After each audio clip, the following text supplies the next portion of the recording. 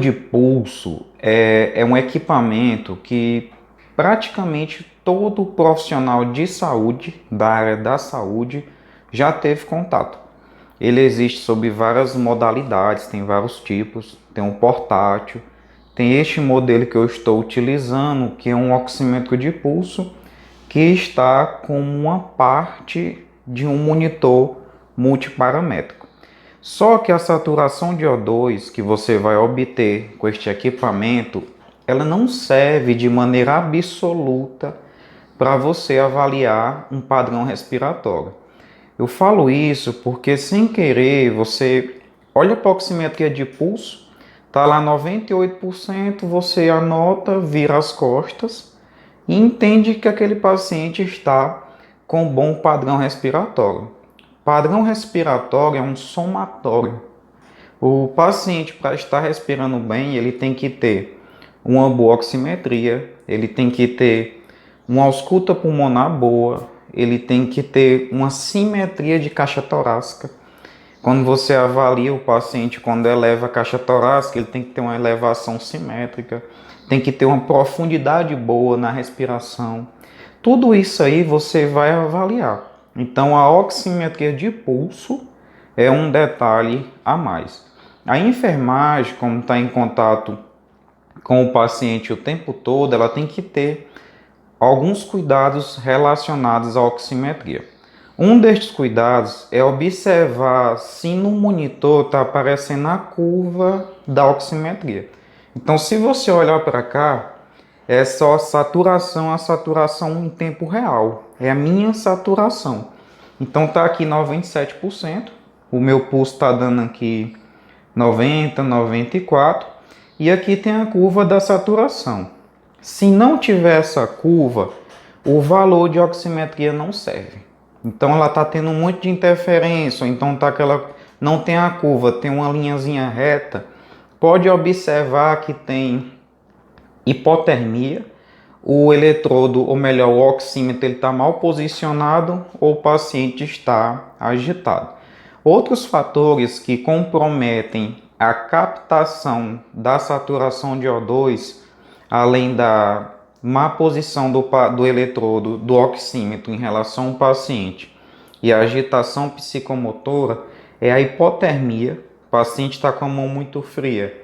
Com certeza você não vai ter saturação de O2 e piora da perfusão tecidual. Se teu paciente estiver usando droga vasoativa em doses muito elevadas, quando chega aquele momento que a mão começa a ficar com sinais de isquemia, fica mais roxa, fica com dificuldade de você conseguir sangue até para fazer uma glicemia capilar.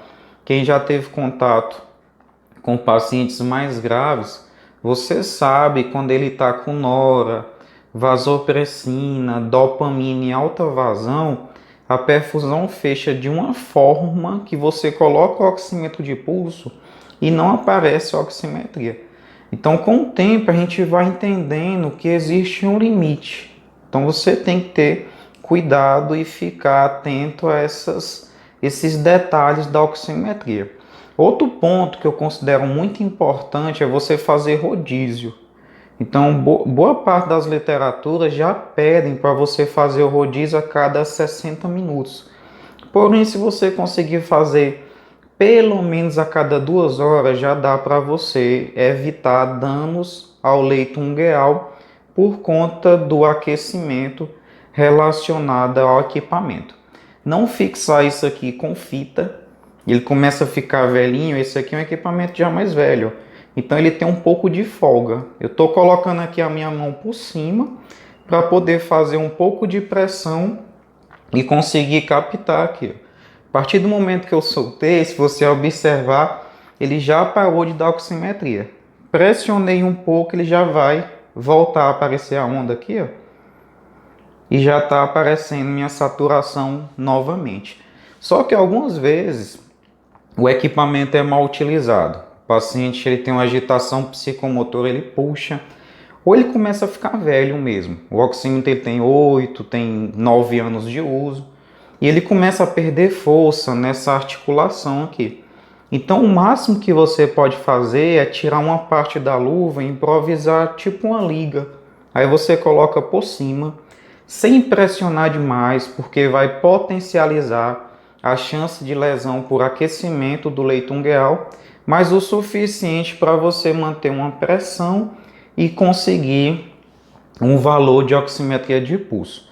Se você passar a fita aqui, no momento que você coloca a fita, pode ser que dê certo, mas quando você for puxar a última parte da fita, ele faz esse movimento aqui, ó. Ele abre. Faz isso de maneira repetitiva, aí ele quebra aqui na articulação e você acaba perdendo seu equipamento. Outro detalhe que a literatura não traz. O oxímetro de pulso ele tem um cabo longo. E isso aqui tem vezes que a gente esquece por baixo da cabeceira. As camas que são elétricas, não sei se vocês já observaram, elas têm um botãozinho vermelho. É uma trava. Ele não é eletrônico esse componente, ele é mecânico. O paciente tem uma parada cardíaca, você tem que colocar a cabeça a 0 grau. Aí se você pressionar, ela desce de uma vez. Se esse cabo aqui estiver embaixo da cabeceira, não é embaixo do paciente, é embaixo da parte metálica da cama. Quando ela desce, ela pressiona isso aqui e tem vezes que ele quebra. A parte interna desses cabos, ela tem um pouco mais de... Como é que eu posso falar? Elas são bem mais delicadas do que uma fiação elétrica de uma casa, por exemplo. Então, quando a manutenção recebe cabos que foram guardados de maneira inadequada, ou então que a grade da cama pressionou esse sistema de condução elétrica, geralmente eles devolvem para você com a mensagem dizendo que não teve como fazer manutenção. É um equipamento que vai ser colocado de lado e não vai ter como você utilizar mais, tá bom? Então, só resumindo, cuidados de enfermagem com oximetria de pulso, com o sensor. Ficar atento ao rodízio, identificar sinais de má captação, como a falha ou melhor, a redução desta onda ou inexistência. O Hélito, quando é que não vai ter esta onda? Hipotermia, agitação psicomotora, piora da perfusão tecidual. E entender de uma vez por todas que a saturação de O2 ela é um componente da avaliação do padrão respiratório. Nunca você pode pegar uma saturação de O2, olhar para a saturação e entender que aquilo dali já serve para você avaliar o padrão. É oximetria, simetria torácica, frequência respiratória e ausculta pulmonar. E para fechar, gente, só um detalhe. A gente tenta trabalhar com um paciente com a saturação de 92 para cima. É uma faixa de saturação teoricamente confiável. E na prática também. Só que tem vezes que o paciente ele tem uma doença de base que gera uma saturação de O2 baixa. Então eu vou te dar aqui um exemplo. Ele tem doença pulmonar obstrutiva crônica, ele tem DOPLC. Isso ele tem essa doença desde os 12, 10 anos e ele dá entrada na urgência com 80 de saturação. Aí a fisioterapia faz as manobras, ele pula para 88. Então aquilo é um valor que está abaixo do valor referencial, só que é um valor baixo que a equipe comemora. Por que a equipe comemora? Porque ele saiu de um valor baixo e começou a se aproximar de uma faixa de valor normal. Lembrando que tem paciente que ele chega em 90 e ele estaciona. Aquela saturação é a saturação dele. Não vai passar daí, tá bom? Então tudo também tem uma relação com as particularidades do paciente. Eu falo que o ideal é de 92 para cima, mas pode ser que tenha alguma exceção à regra no seu setor e você vai tentar identificar e se adequar àquelas exceções, tá bom? Eu espero ter ajudado e qualquer dúvida você coloca aí na parte inferior que a gente vai tentar responder da melhor forma. Grande abraço e até a próxima.